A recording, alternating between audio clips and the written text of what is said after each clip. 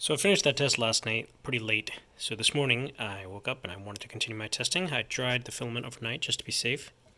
And this is my first test print after making a few minor changes. I just, in the G code for the first layer, I had it raising 0.2 millimeters. That wasn't enough. There was too much first layer squish in that first print. So I printed the same exact model.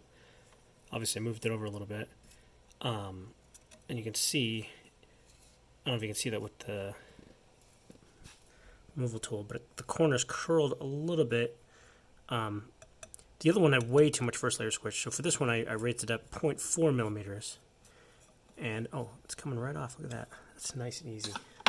So that one was super squished into the paper. This one wasn't. You can see there's multiple layers of paper that I had to remove here to get it off, but this one just sort of came right off the paper. Look at that. Wow, so this stuff likes to stay molten. It holds heat much longer than a normal filament, which is why the layers are not so smooth. Yeah, it's definitely squished a bit too much. I can probably still use it though because my design is not that picky. This is basically the top of one of my key switches. Well, it feels pretty good.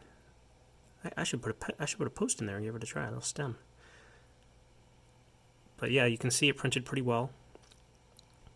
I think if somehow, probably shouldn't, but I'm going to try turning on cooling.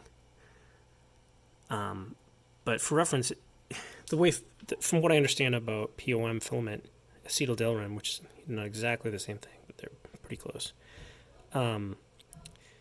If you turn on cooling, the layer-to-layer adhesion won't be as strong, and from what I read, it won't stick at all. But I mean, look at that. You can tell from those corners that just a teeniest tiny amount of cooling would help a lot. So I'll try that. I'm also going to print with a Brim, because even though this paper is really strong, it still can't overcome the force of the curling on that first layer. But if I do a Brim, the Brim will have that curl instead of the corners. But like I said, this won't, my model won't care about that. The top of the key switch will go right on there. It'll just have a little gap in the corners. It'll be a little ugly, but it'll be all right. So yeah, now I got to do some key switch testing. That's next.